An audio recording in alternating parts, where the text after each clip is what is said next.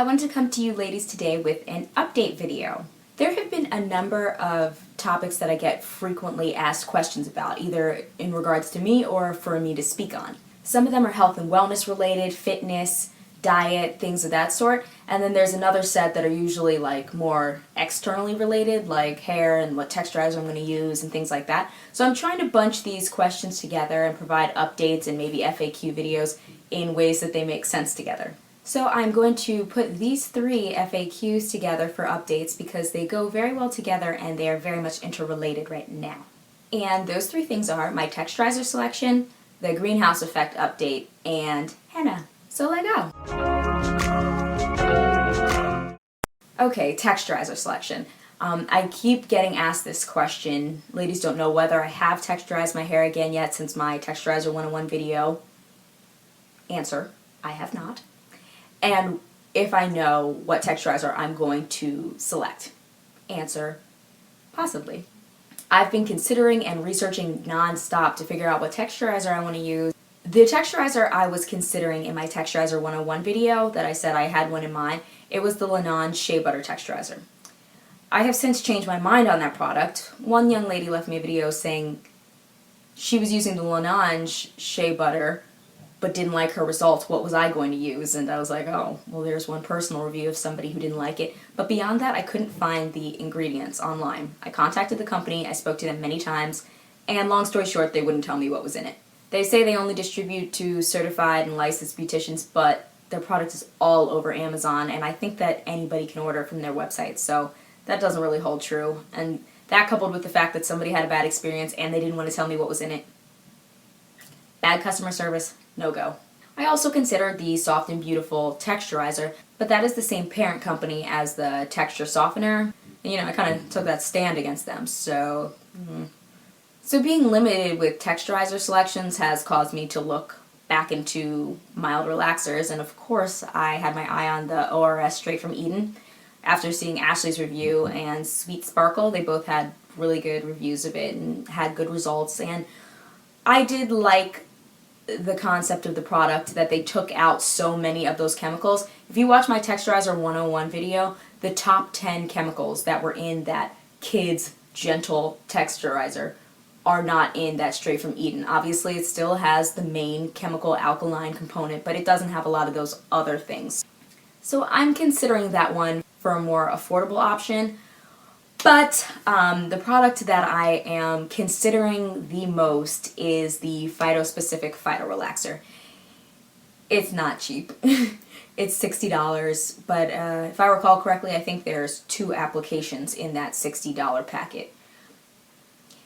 It's really, really, really well-made product. It still has the chemical ingredients, but it's a high-quality product, and if you're going to be messing around with those harsh chemicals, I really do believe that you should use the best quality you can find, and it's a very, very, very quality product. Great reviews, like very well put together product, and they have that same structure that the Straight from Eden has. I think they have, I don't know what they call it, A and B, like for fine and for coarse.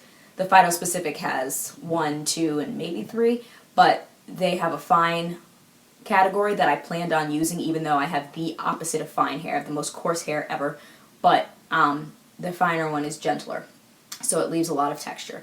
So that is what I'm considering using. Which segues me right into my next update about the greenhouse effect.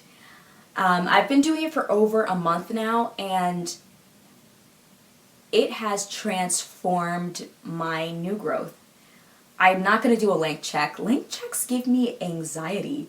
I don't like doing them too frequently, so this update doesn't include a length check because I don't want to. But I can talk about the state of my hair. I'm 10 months post right now, and usually at this point I can't deal with my hair anymore. When I was natural, my natural hair was so dense that it was like a helmet. It was like air couldn't get to my scalp. It was so dense, so thick, and so coarse. And that's how my new growth still is. Honestly, it comes in like a helmet, and I can't deal with it. And I know how to deal with it, it's too thick and too coarse. After doing the greenhouse effect, my new growth that comes in is not the same as what I had when I was natural. It is so much more moisturized, easier to maintain, more pliable.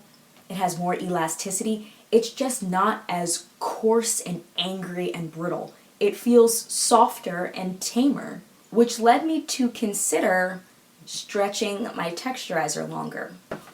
When I first put the texturizer in my hair, it was my every intention to only do it every 6 months, because there is 2 times a year when I want my hair laid. That is my birthday, which is in June, and New Year's Eve, which is in December. They are 6 months apart. When stretching 6 months didn't work because my textures were so different, I couldn't do it 3 times a year because that would make me miss the marks of June and December, or at least miss one of them. So I ended up having to do it 4 times a year to split up those 6-month segments. I really don't need to do it every 3.5 months, but I end up doing that because I need to hit those 6-month marks. The greenhouse effect has made my new growth so manageable that I'm like, maybe I can make it 6 months. Which segues me into my third update. The henna. Once I started considering stretching, I really looked into henna. I've known about henna for a long time. I'm pretty sure anybody on a hair journey knows about henna. To what degree may vary, but I hear about henna all the time. I knew a lot about it, and I didn't try it for 3 main reasons. I don't like red. I'm not a fan of red. I hate red. Those aren't the real 3 reasons. That is the number 1 reason. I don't like red. So something that's main benefit is its color deposit, which is red. Clearly, I would probably stay a bit away from that. The second reason, I am a research control freak. I will not do anything that I do not understand.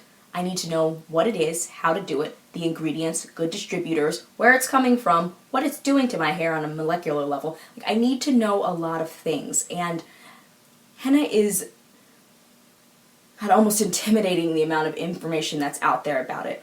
And on top of there being so much information, it's also something that's immersed in another culture. So when I went to the Indian market to actually look at them, some of them were so authentic that they were not in English. Nothing in the package was in English. It was all in Hindi, I guess. So yeah, it made it very, very, very hard to research it the way that I wanted to before using it. When I decided I was going to go ahead and use it, I didn't want to be fire engine red. I was like, I can deal with an auburn, a burgundy, a wine color. Any of those are okay to me. They're pretty.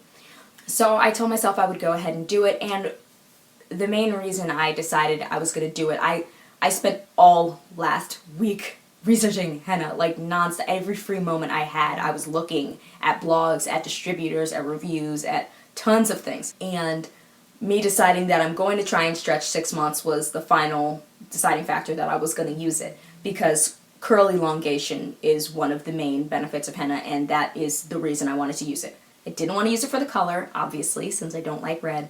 It was for my new growth and being able to better care for both textures.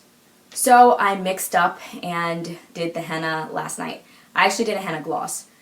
I, of course, did not film it because it was my first time doing it and I had no idea what I was doing, and it would be like the blind leading the blind if I tried to show you. So I just did it on my own and rinsed it out this morning, and I don't know what you can see in the camera. The camera is never true to any color I try and show, but it's red. It's a burgundy tone, so I'm cool with it. I do have a little bit of hairline dyeing the skin underneath. Yes, I put something on my hairline because I knew that that would happen, but I still got a little bit, and that's okay. And long story short, I absolutely loved it. I used the Nupur brand, and I saved the packaging to show you ladies. It's the one that has 9 additional herbs in it that are really beneficial for your hair. This blog that I ended up looking a lot into, she had a ton of information on henna, and she was really knowledgeable and really great. Minimalist Beauty. That was actually her favorite. My hair feels really strong. It's very shiny in the light.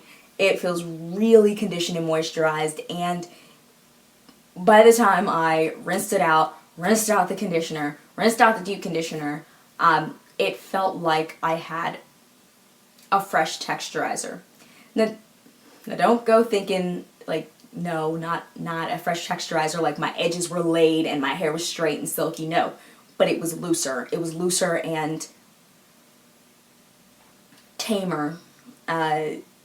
Yeah, it was looser and tamer. I usually can't do a side braid because my hair shrinks up too much, but it literally felt like texturizer day when I rinsed the henna out, so, you know, I went ahead and did it.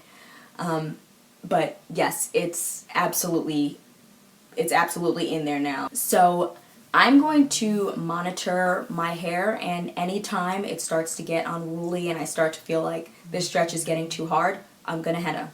Whether that be once a month, once every 3 weeks, whenever it happens, I'm going to do it again. It's $2.99. $2.99 for something you can use once a month and it's good for your hair. I am a big fan. I knew I would be because I love natural things. And once I got over the physical component of the auburn tones, I really loved it.